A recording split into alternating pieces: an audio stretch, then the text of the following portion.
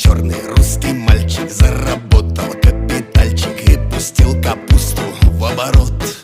Ой, прикупил себе наганчик, раздувается карманчик, смелым пацанам всегда везет. А недовольно дяди-боссы курят жадно папиросы, думают, как нас закрышевать.